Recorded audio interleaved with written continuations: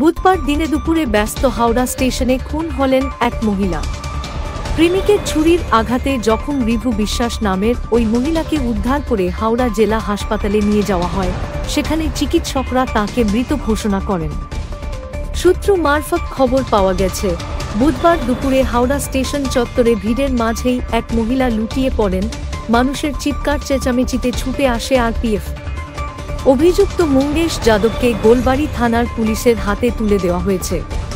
Police সূত্রে খবর, উত্তর ২৪ পরগনার স্বামী স্ত্রী পিন্টু ও রিভু মুম্বইয়ের হোটেলে কাজ করতেন।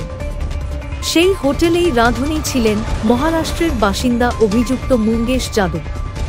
রিভুর সঙ্গে তার প্রেমের সম্পর্ক তৈরি হয়।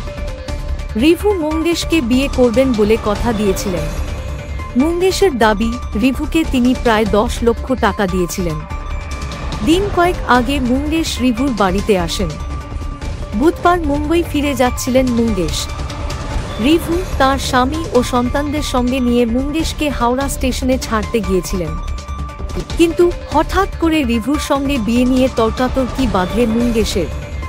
মুঙ্গেশ জানিয়েছে রিভু তাকে বিয়ে করবে না বলে জানিয়ে দেয়। সেই আগেই তাকে হাওড়া স্টেশনের ভিতরে তিনি ছুরি দিয়ে আঘাত করেছেন।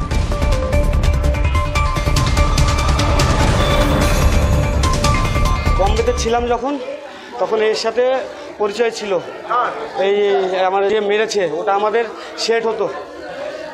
হ্যাঁ, ওরে বাবা, তার মেরেছে কিসের জন্য সেটা বলতে পারবো না।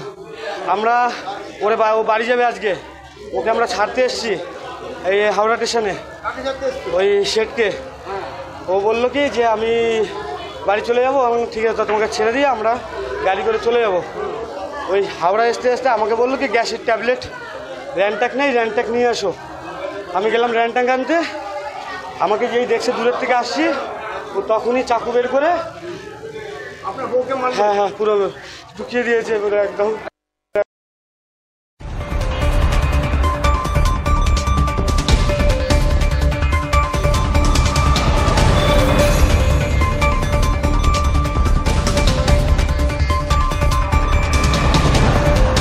প্রতি মুহূর্তের খবরের আপডেট পেতে আমাদের চ্যানেলটি সাবস্ক্রাইব করুন ও বেল আইকনে প্রেস করুন।